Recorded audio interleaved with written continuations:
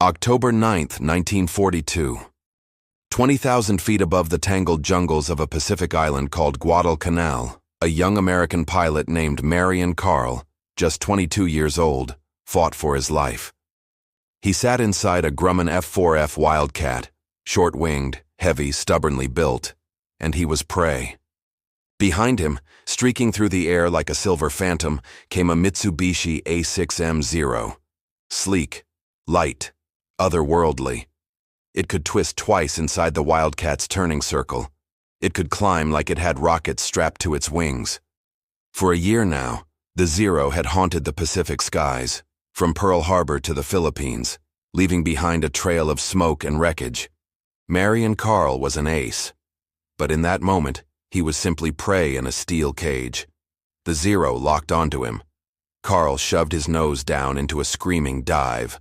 The Wildcat's frame groaned as it gained speed, but the Japanese fighter clung to him like a shadow. Carl rolled hard. Right. The Wildcat sluggish to respond, its controls heavy. The Zero was already there, anticipating the move, its cannons flashing. The cockpit erupted. Shards of glass and metal tore through Carl's leg. The controls went limp in his hands. The Wildcat was dying. He bailed out just in time, parachuting into shark-infested waters below. By nothing short of a miracle, he survived. This was air combat over Guadalcanal, raw, merciless, and personal. The island was not a battlefield. It was a grinder, feeding American pilots one by one into the spinning teeth of Japan's war machine. They called the ragtag defenders there the Cactus Air Force. Their airfield, Henderson Field, wasn't a base.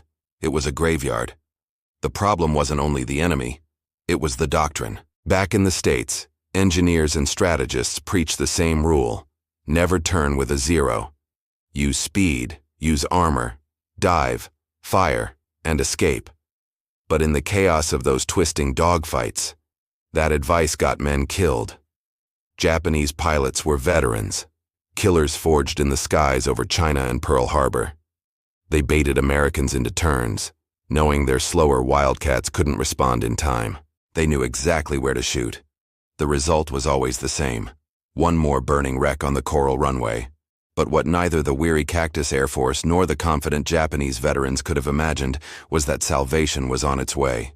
Not in the form of a new airplane, not from a new doctrine, but from a 27-year-old farmer from South Dakota, a man told he was too old to fight, whose only training in marksmanship came from shooting jackrabbits on frozen plains.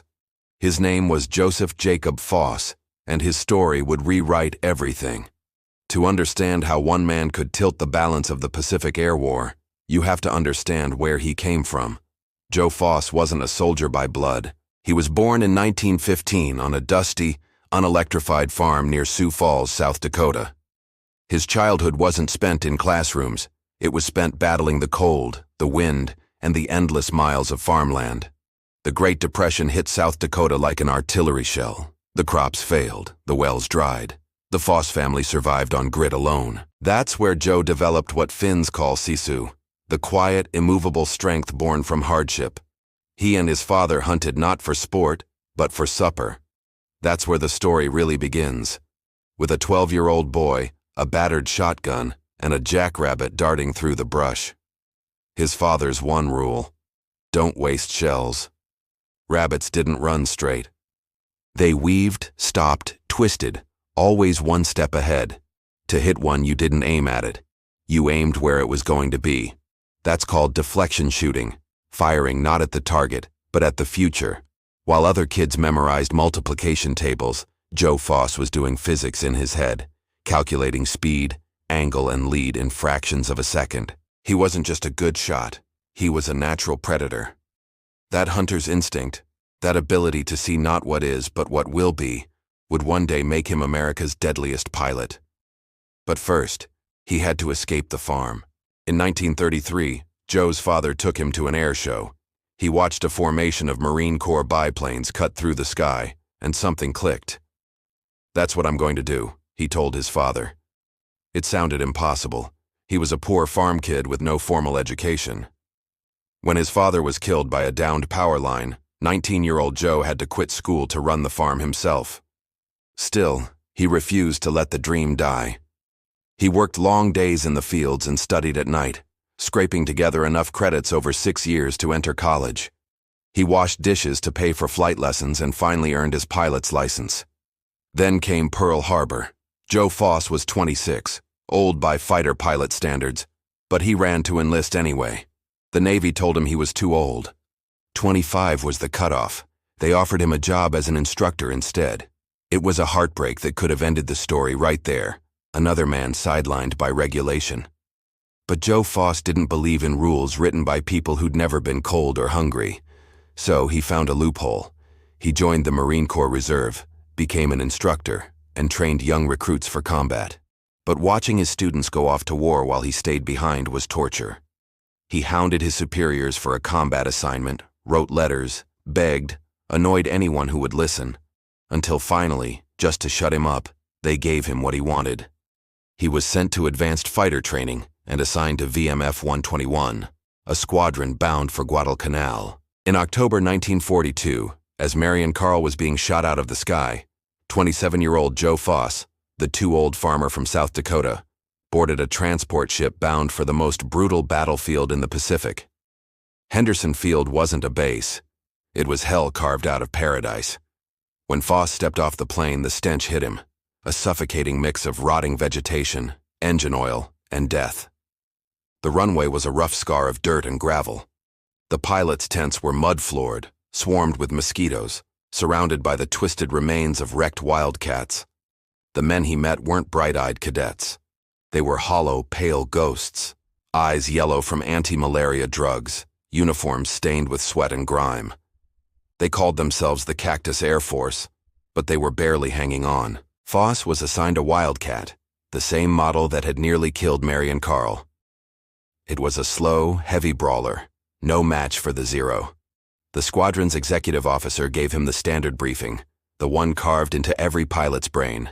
Never turn with a Zero. Never. Foss listened, nodded, understood, but in the back of his mind, the farm boy who'd once hunted jackrabbits began to think differently. The next morning, he climbed into that same kind of flying coffin and took off toward the deadliest skies on Earth. Joe Foss's first flight over Guadalcanal wasn't a warm-up, it was a baptism by fire. He climbed through the thick tropical air to 15,000 feet, scanning the blinding blue horizon for shapes that didn't belong. The veterans had warned him. They come out of the sun. You don't see them until the tracers are already cutting past your wings. Then his radio crackled. Bandits, 11 o'clock high. He looked up, and there they were, a formation of Mitsubishi Zeros diving like hawks, sunlight flashing off their wings. Foss remembered his orders. Never turn, dive, and run. He shoved the stick forward. The Wildcat screamed downward, the wind howling around the canopy.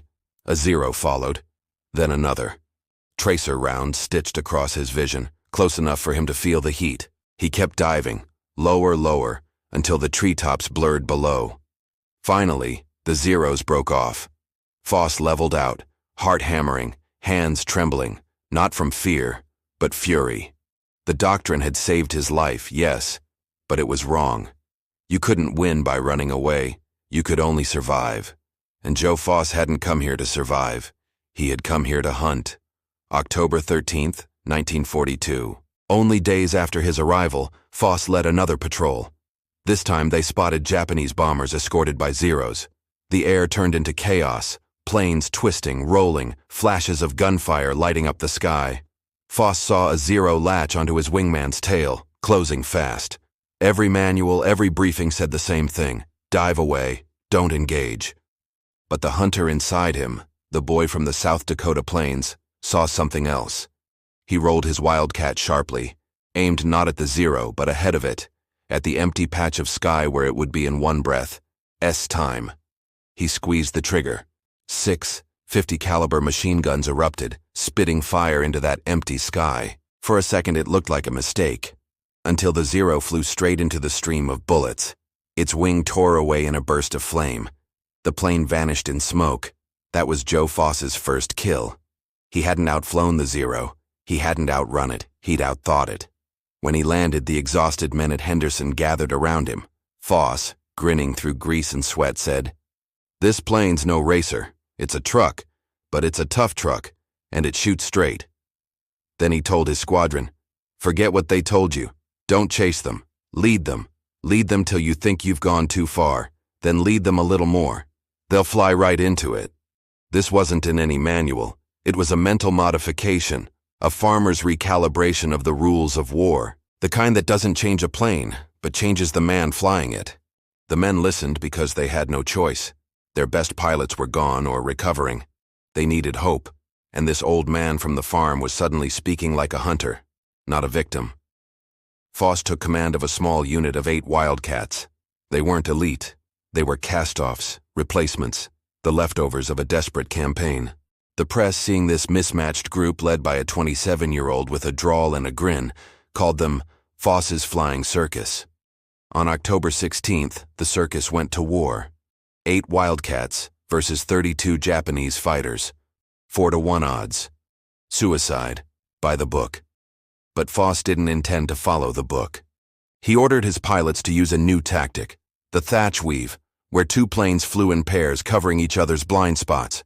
It was simple. It was teamwork. And it worked. Foss dove straight into the enemy formation, picked out a 0, and fired. 1 clean burst. Explosion. A second 0 dove for him. His wingman rolled, fired, and blew it out of the sky. 10 minutes of brutal, twisting combat later, the 8 Wildcats limped home. They'd shot down 5 Japanese planes, and not one of Foss's men was missing. The graveyard had found its first victory. The kills started to mount. October 18th, 2 more. October 20th, another. By October 23rd, barely 10 days since his first mission, Joe Foss was officially an ace. On October 25th, he downed 3 zeros in a single day. The old farmer was now the deadliest pilot on the island. He wasn't just flying anymore, he was leading. His circus had become a disciplined, lethal machine. And with every kill, the myth of Japanese invincibility cracked a little more. But as with every legend, success came with a cost. The Japanese high command took notice. Intercepted radio chatter kept repeating one name: Foss. They didn't understand how it was happening. Their zeros were superior. Their pilots were veterans. Yet somehow this ragtag squadron of Wildcats kept tearing through them. The veterans decided to make it personal. They would hunt Joe Foss. November 7th, 1942. Foss led his flight into the sky and straight into an ambush by elite Japanese aces. The air exploded into a storm of tracers. Foss shot down 2 zeros, lined up a third, and then his cockpit lit up. Cannon shells shredded his plane. His engine caught fire. He bailed out over the jungle, crashing through trees and mud. Amazingly, he survived again. 2 days later, he was back in the air. This time, chasing a Japanese float plane. He got so close to the kill that he didn't see the gunner turn his weapon. The burst hit his engine dead on. The Wildcat died instantly. He ditched into the Pacific, 10 miles from land. The ocean was alive with sharks. Foss floated in his life vest, the water cold and endless. He'd fought zeros, but now he was surrounded by something older. Dozens of fins cutting slow circles around him. He kicked, treaded, stayed still. He had no weapon, no radio. Only that same farmer's grit that had kept him alive since childhood. Hours passed. The sun began to fall. Then, out of nowhere, a canoe appeared, manned by native islanders sent by an Australian coastwatcher who had miraculously seen Foss crash. They paddled toward him, beating the water to scare off the sharks, pulling him from the sea. He was alive, but barely. When he returned to Henderson, he was shaking from exposure, fever, and malaria. The doctors grounded him. The ace of aces was confined to a hospital bed. The Japanese believed he was dead. The ghost of Guadalcanal, they thought, was gone. They were wrong. For 2 weeks, Foss lay in his cot, sweating through fever dreams. But in his mind, the hunt never stopped. The jackrabbits were still running. When he could finally stand, he ignored the doctor's orders, climbed into a new Wildcat, and took off again. November 30th, he shot down another zero. The ghost was back, and now he was angry. By January 1943, Joe Foss was a wreck of a man and a living legend all at once. Malaria burned through his veins. His hands shook even before he started the engine. But he refused to stop. His kill tally stood at 23, just 3 shy of the all-time American record, set by World War I ace Eddie Rickenbacker. That number, 26, wasn't just a statistic. It was a summit no one had reached in 2 decades. January 15th, 1943. The doctors begged him to stay grounded. He ignored them. He dragged himself to his Wildcat, feverish and trembling, and climbed in anyway. That morning, scouts reported a massive Japanese naval convoy approaching Guadalcanal, dozens of ships shielded by clouds of Zero fighters. The Tokyo Express. Foss's squadron was ordered into the air. The sky turned black with aircraft. Zeros and Wildcats tangled in every direction, sunlight flashing off wings and bullets. Half blind with fever, Foss fell back on instinct. The same instinct that once guided a shotgun over a zigzagging jackrabbit. He spotted a Zero closing on his wingman. He didn't think. He calculated. He fired a burst into what looked like empty air. The Zero curved perfectly into his lead. It exploded. Kill number 24. Then another. A diving Zero swept down on a group of Wildcats. Foss rammed the throttle forward, his engine screaming. He cut across its path, rolled high, came down from its blind spot, and fired a single perfect burst. The enemy fighter disintegrated mid-turn, kill 25. He had tied Rickenbacker, but one target remained, a Japanese float plane, a roof, climbing desperately out of range. Foss saw the angle, the escape arc, the geometry of it all. He aimed where the plane wasn't yet, held his breath, squeezed the trigger. The .50 caliber rounds traced a glowing arc through the air and met the roof's cockpit dead center. The Japanese fighter tumbled, smoke trailing into the Pacific below. Kill 26. The record was broken. A delirious, fever-ridden farmer from South Dakota had just become America's ace of aces. When he landed, Henderson Field erupted. Mechanics, medics, and pilots carried him out of his cockpit, drenched in sweat and triumph. The graveyard had turned into a victory parade. Across the sea in Rabaul, Japanese commanders read the combat reports in disbelief. Their elite pilots, the same men who once hunted Wildcats for sport, were returning shaken, describing something impossible. They said the American planes were flying wrong. They wouldn't turn when baited. They fired at nothing, and yet Zeros exploded moments later. It made no sense.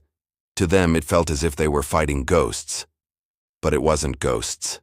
It was logic from a farm. Joe Foss had done what the manuals never could. He'd erased the enemy's advantages without touching a single bolt of his plane. Just as Simo Häyhä had made himself invisible in the snow, Foss made his intentions invisible in the sky. By aiming where no one else dared, he turned an inferior Wildcat into a predator.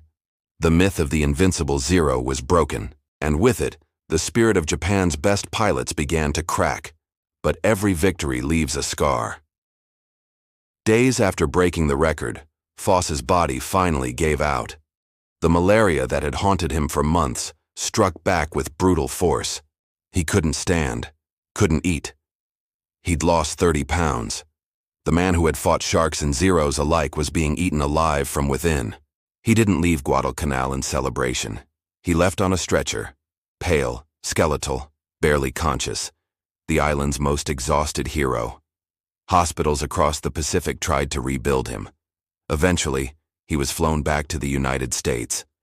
The newspapers called him a national treasure. But in private, he was just a farmer again, weak, stubborn, and still refusing to quit. After months in a naval hospital in San Diego, Joe Foss finally stood upright again. On May 18, 1943, he was invited to the White House.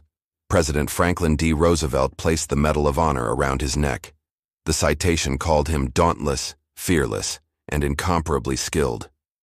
But his real legacy wasn't just in medals or numbers. It was in what his farmer's trick left behind.